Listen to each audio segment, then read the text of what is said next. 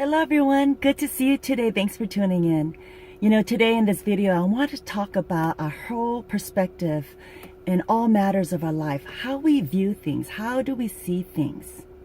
Abraham Lincoln says, we can complain because when rose bushes have thorns on them, or we can rejoice when thorn bushes have roses.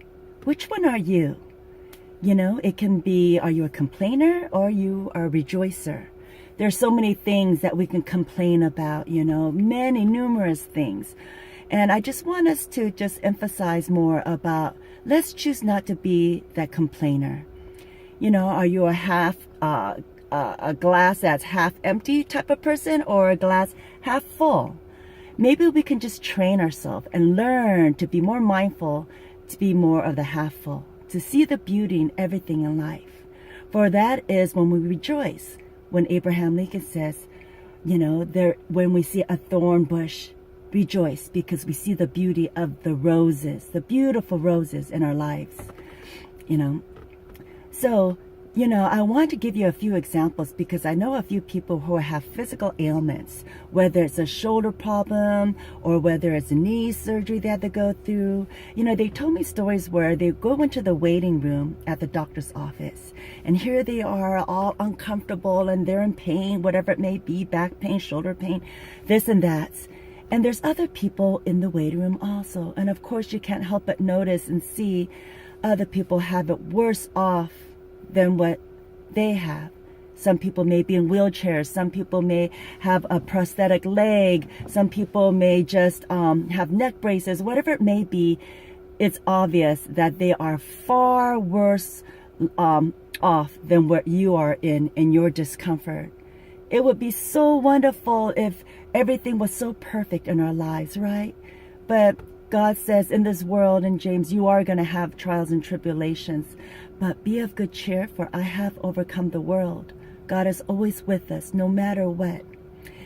If you see yourself maybe a complainer today, I pray that you may change your mind and your mindset and learn to see the beauty of God in everything in your life.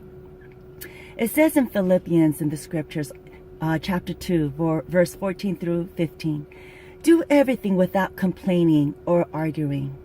Ooh, that's quite a challenge, isn't it?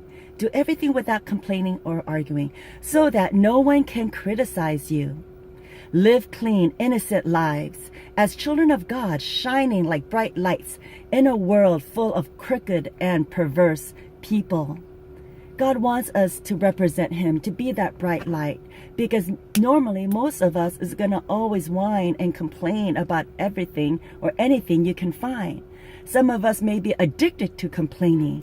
We can be like Eeyore, woe is me, this is such a dreary day, having that cloud hanging over our head, just being a Debbie Downer and everything.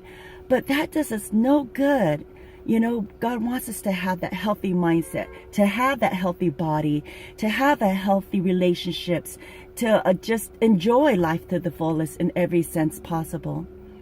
For that is God's will for our lives. If you're wondering, what, God, is my purpose in life? What is my will in my life? What may please and glorify you? Is that why I'm created into this world, is to please and glorify you? The answer is yes. He made us in His image, and He wants us to glorify Him and honor Him in everything. For it says in 2 Thessalonians that to pray unceasingly, be thankful always, rejoice in everything. And how hard it is, right? How in the world can you rejoice when you're going through hardships right now, when you're going through so much of a struggling matter, when we don't have the patience to trust God in every area of our lives?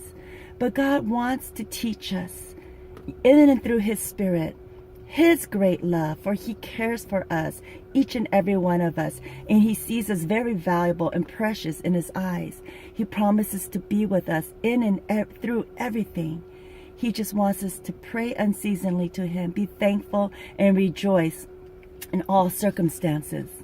It also says here, I'd like to share with you in 1 Peter 5, 6, and 7, therefore, humble yourselves under the mighty hand of God. Can we do that? Is pride taking over us? Do we feel almighty, like, oh my gosh, you know, we want to be on a higher level in life, you know, and be normal, be perfect, or have a great image? Pride can get the best of us if we don't keep that in check. God wants us to humble ourselves under the mighty hand of God, that he may exalt us. So once we humbled ourselves in our mind and heart, then God may exalt you at the proper time, casting all your anxieties on him. Because why? God wants us to cast all our anxieties on God because he cares for you. Yes, our wonderful God cares for you, each and every one of you, because he finds you that precious in his eyes. He finds you so valuable. He wants us to cast all our cares and concerns on him and not to find things to complain about. That is so much of a wasted energy that we have, just under our breath, complaining about this, complaining about that. I mean, we can go on a roll. But when we choose to step back and look for the beauty of those roses amongst the thorn bushes and to delight in the beauty of God in our lives, wow, you are going to find yourself changed, a changed person to the better. You're going to be able to smile more because your thoughts are more positive. Your thoughts are more pleasant, that the light is going to beam out of you, your eyes, your face, and it's going to be so lovely for everyone to see around us. And what a blessing and what an honor that would be for God.